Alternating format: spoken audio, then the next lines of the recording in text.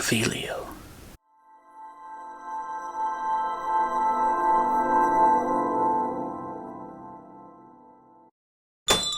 Welcome, wizards, witches, and nomads. My name's David Cicello, and thank you for taking the time out of your day and visiting my channel, Wands and Reviews. In Harry Potter and the Chamber of Secrets, Harry meets the house elf Dobby. At the end of that eventful school year, Harry gives the diary of Tom Marvolo Riddle back to Lucius Malfoy. In disgust, Lucius holds out that diary for Dobby to carry. Harry knew a house elf could only be freed by their master if he or she was presented with clothing. Unknown to Lucius Malfoy, Harry secretly placed one of his socks inside the diary.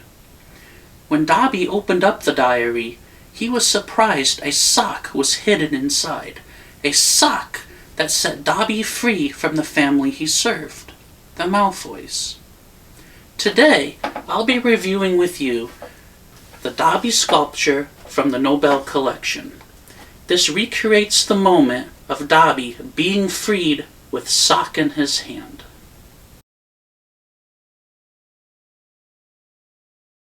This is the box that the Dobby sculpture comes in. What struck me as kind of a wow factor on the box design is that each side of the box shows that side of the sculpture. The front of the box shows the front of the sculpture, and as you turn it to the side, it shows that side of the sculpture. And on the other side, of course, would show the other side of the sculpture.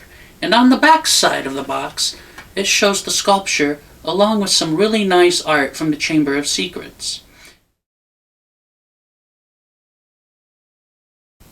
Here is the Dobby sculpture, free from the box. The sculpture measures in from the top of the sock to the bottom of the base at 9 inches in height. To my pleasant surprise, when I was taking the sculpture out of the box, I noticed that the sculpting on this is far more detailed than what online pictures have shown. The Nobel collection studied Dobby to make the sculpting really pop out, or perhaps maybe they had a digital file from the film. Whichever it was, the details are far better than expected. Starting with the face and head of Dobby, the sculpting is great and really resembles Dobby. It is not characterized, but lifelike in the detailing. The expression on his face is that of overwhelmed joy, and you can really feel it. I kind of wish that Dobby's eyes were looking at the sock, but I get it. The Nobel collection made him looking up at Lucius Malfoy. I like to think Dobby is thinking to himself, "No more," with that smirk on his face. Speaking of the sock that freed Dobby, Dobby is holding up that sock. The details of the sock are superb, and I'm just thinking of someone taking the time sculpting those sock details. What a day that must have been. Before Dobby was free, he was under the servitude of the Malfoy family. The rag he wears as clothing is a symbol of the house elf's slavery. The details on this are just as well done as the rest of the sculpture. The knots tied up at the shoulder are realistic, and you can just feel the cloth as it drapes over Dobby's form. Tom Riddle's diary is open, balancing on Dobby's right hand. There is no text in the diary, and there should not be, for any of the magic that was within has now been diminished. There are holes in the pages of the open diary from where Harry Potter stabbed the diary with the basilisk's fang. I would have liked to see some black ink splashed across the pages, but it's not needed.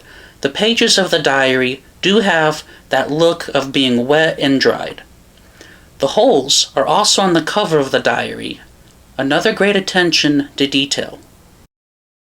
As you get to the lower part of the sculpture, you have Dobby's skinny legs and large feet. Dobby is standing on a base that is sculpted to look like the stone tile floor in the walkway where Dobby was freed.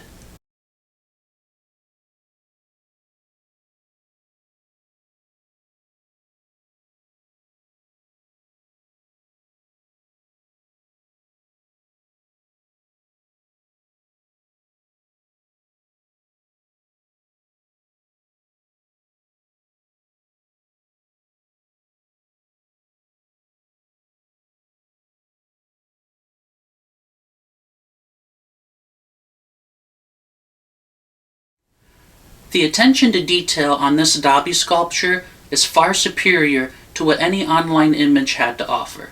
Because of that, I've been holding off on purchasing this Dobby sculpture just because those online images were a bit underwhelming.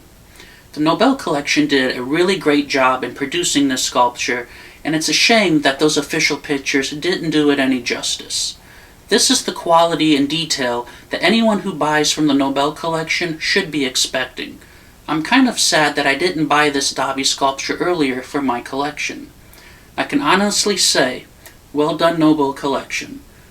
Let's just hope that you keep up this level of detail in all the items that are to come. If you would like to add this Dobby sculpture to your collection, you can do so by purchasing him directly from the Nobel Collection's website. I'll leave a link in the description below. If you liked this review today, please hit that thumbs up button, and if you would, subscribe to my channel. I do appreciate it. And remember to share this video with your family and your friends. Until next time, keep a sock handy, for you never know when you'll need it.